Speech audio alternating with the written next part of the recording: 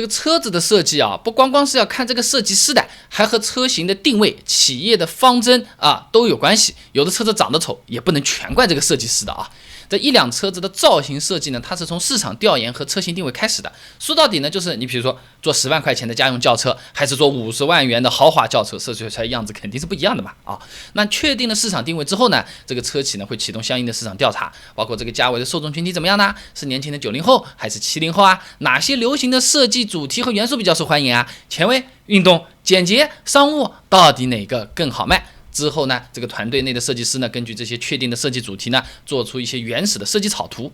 它不光是要表现出设计师自己的想法创意，还要符合这个设计主题，同时还要再加入品牌当下的家族化设计语言和本土化的这种优化。你比如说，宝马的双肾型前脸，土话我们说的猪鼻子啊，奥迪的那个大嘴啊，针对中国市场的加长等等都要加进去，属于命题作文啊，和高考差不多的。那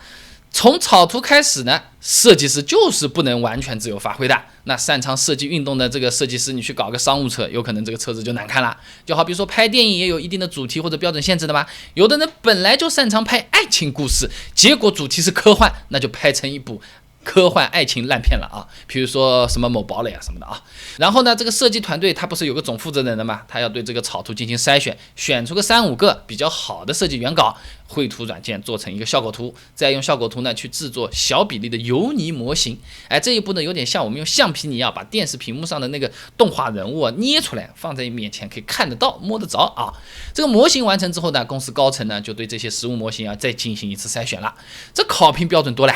什么美学，还要考虑到什么工艺难度、成本、结构，还要进行一定的这种调整。你比如说有的地方这个曲线好看是好看，但是太夸张了，不然会让你真搞出来批量生产起来成本很高的。那概念车比量产车好看的原因就在这里，概念车才不管你成本的，好看就行了嘛。那最终2-3个方案被高层选出来了，制作成1:1的大型油泥模型，和真车一样大啊。那它这个呢就要去过风洞啊等等这种空气动力学的实验了，然后又要进行一定的调整，才能出最终造型方案的。你可以看啊，这最终的车辆造型方案一轮一轮的这么调整下来，和设计师当初设计出来的已经有很大差别了。就算当初设计的再好，变成量产车之后，脸上面这边划一刀，那边的曲线给你拉直了，为了省钱，也有可能会变成大众眼里这个比较丑的车子。真的有点像传话游戏的，这个队伍的这一头说的这句话，到了传，最后面面目全非了啊！那市面上就有一些设计比较失败的，导致销量惨淡滑铁卢的车型啊。日产算是吃了这方面的不少苦头的。西马它是基本上还原了概念车 Sport Sedan Concept 的造型设计的，是日产在全球运动化轿车这个风潮项目给出的新答卷。你看这听起来不是都很厉害吗？但是不少朋友对其的造型评价都是矫枉过正，过于激进，再加上概念车到量产车的时候造型又缩水，配置又阉割，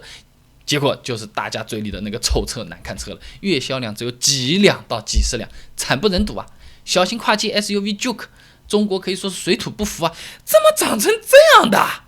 欧洲平均每月8000辆的销量，到国内由于前脸长得像一只青蛙，而且是很丑的青蛙，不是保时捷那种看起来就很让人开心的青蛙，太抽象了，每个月800辆都卖不出去。同样是日系的丰田，也有设计用力过猛的日子啊。皇冠彻底运动化之后啊，就好像一直是穿西装革履的商人，突然穿上了短裤拖鞋，还没有出现在加州的那个阳光沙滩上，怪得要死。销量从当年和 A6 肩并肩啊，每个月卖4-5千辆，掉到现在1000辆左右。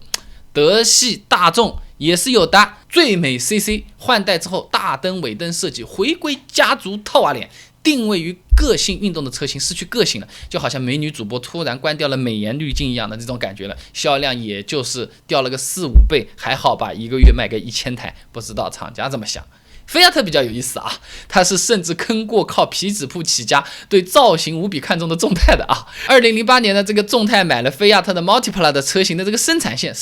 买过来了啊，用 CKD 的方式呢组装生产梦迪博朗车型啊，但是这个造型实在是过于奇特了。虽然众泰前后一次又一次的各种换名字，销量依旧惨淡，2年多时间才卖出了5000多台，就好比电影里演的那样，就算你名叫如花，也拯救不了本身长了一张大汉脸，对不对？那总的来说呢，车型美丑不完全是设计师的锅，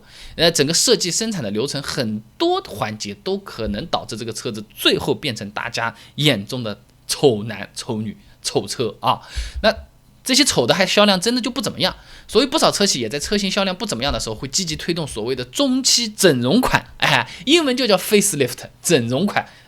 消费者买的时候有可能它叫什么中期改款或者怎么样，其实就整容，针对某个车型其他部分非常好的，又不太适合胃口的，把它改一改，样子变得更好看一点，其他嘛不怎么变，看看能不能翻一盘把钱赚回来啊！关注订阅我的 YouTube 频道备胎说车，第一时间可以看到我的视频和通知。备胎说车，我们下期不见不散。